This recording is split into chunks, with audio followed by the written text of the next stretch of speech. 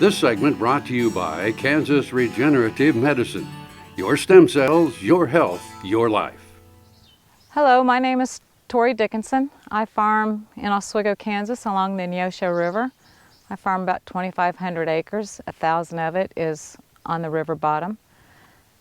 This year we took on this new farm. It's 140 acres and it used to be in native grass.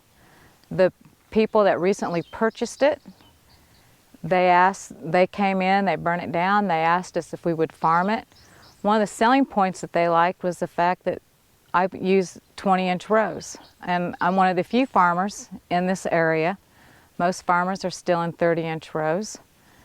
And this year it's going to be a challenge because, first of all, the river's always a challenge. The rivers came out once. It got over probably about 10 acres of this ground.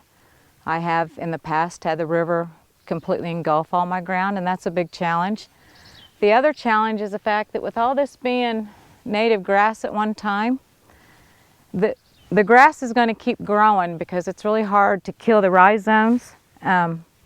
There's all kinds of rhizomes here from the bluestem, and they're going to keep resprouting just like Johnson grass does. Another challenge is the fact that because this was in prairie hay or prairie grass before, there's wireworms that could possibly be in the ground. Cutworms may be an issue. The seed that I planted this year, I planted some Pioneer and I planted some NuTech on this farm. And it was all treated for cutworms, but wireworms is one insect that you don't treat your seed for.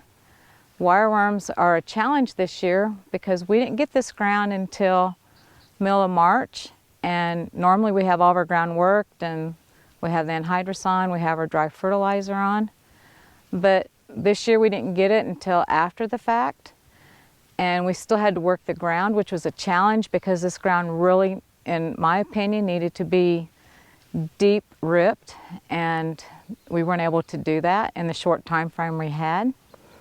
So we've got the corn planted. We planted 32,500, and we fertilized it. We would love to have a 200 bushel yield, but if we get 150, 175, I'll be satisfied.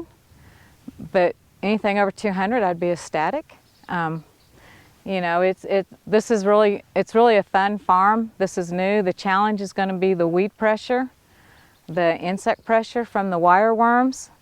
That is something that needed to be treated in the soil 2 weeks prior to planting. And this year we didn't have that option. Next year when we come out here, we'll plant corn again, and wireworms is something that we will treat for.